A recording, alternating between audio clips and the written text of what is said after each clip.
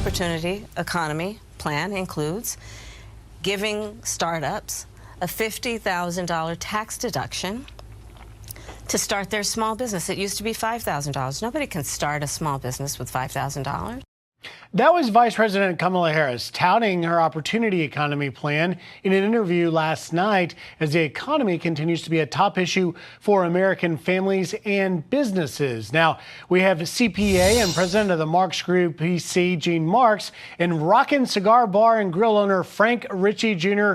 with us to talk more about where things stand. And Frank, it's worth noting that the specific question the reporter asked is, what specifically are you going to do to lower prices? And she started with, well, I was a girl that grew up in the middle class, and then we got finally to some specifics. So I want to ask you the same question David Muir posed to Vice President Harris, and that is, from a business standpoint, your cigar bar, are you better off now than you were 4 years ago? The question for me is, no, we're not better off than we were 4 years ago.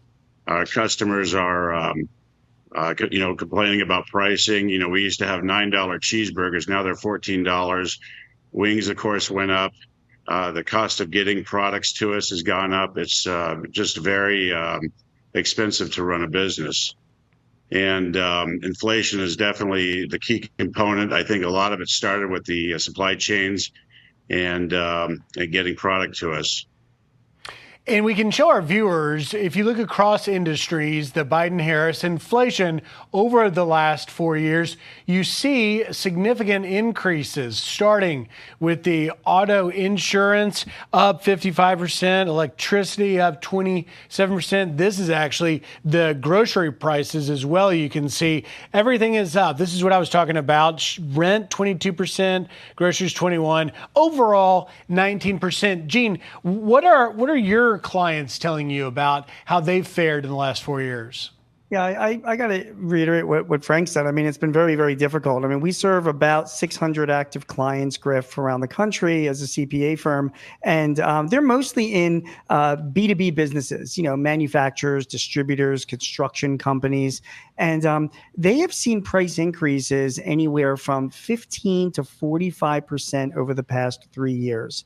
So if you're a manufacturer, I mean, your cost of copper products, machinery and equipment, you mentioned the cost of delivery and freight, even people that are in the farming business. I mean, fertilizer expenses right now are 42% higher than they were than when President Biden took office. So I think a lot of businesses are relieved that inflation is coming down, but the reality is many are still trying to get their arms around such a higher cost level right now and trying to figure out how to deal with that and still stay in business.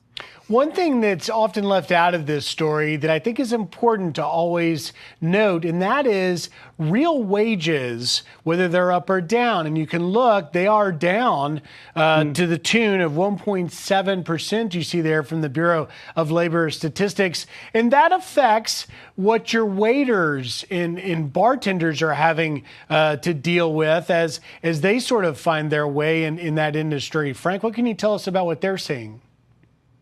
Well, I do believe the customers are quite more generous. Our bartenders are getting tipped very well.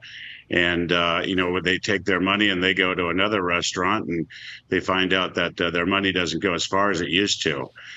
We also have an issue with, don't forget, the banks have made borrowing money expensive. So we used to be at a 6% on our mortgage here. We had a floating rate that would go no higher than 10. And I thought there's no way Biden can mess this up this bad that quickly. We went from 6 to 10 within 6 months in our rate to keep this mortgage going. So that's also a huge expense that we're trying to tackle. Griff, I hope you don't mind if I jump in. Yeah, I was going to throw it to you. Just to say, yeah, what Frank is saying is so correct. I mean, the prime rate right now is 8.5%, and that's the prime rates. That's for like the best bank's customers. Most of my clients, I mean, they're paying 2-3 points, even more, above that prime rate. So, they're paying, 10.5, 11, 12% for loans. A lot of them are refinancing their working capital loans, their property, their equipment loans, and they're really finding a struggle to get that new financing as well as to afford it. And because of that, a lot of banks are tightening credit on small businesses, which makes things a lot more expensive for them to get the financing that they need. So Frank's absolutely right. I mean, I'm seeing that across all industries. That's really insightful, Gene. And finally, last question, Frank, I want to put it to you. If you could hold a captive audience of just Vice President Harris, former President Trump, and you were going to give them advice as to what a small business person like yourself needs, what would you say? Well, in order to get prices down, we need to get more oil out there so we can get the products to us a little cheaper. Our gas prices are too high.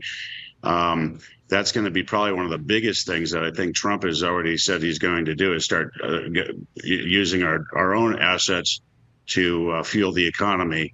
And then, we've got, eggs and milk and everything has gone tremendously up. I think I paid $8 for a gallon of milk here on South Padre Island. Wow. And it's getting outrageous. But, these grocery stores and the markets, the demand is still there. They're not having to throw any product out. So demand, if it stops going down and people start utilizing other different sources, that might help with some of the things. But yeah, this might be our real world now that we live in. $14 hamburgers might be the base. Well, I don't want to live in the world with $14 cheeseburgers or milk at beer prices.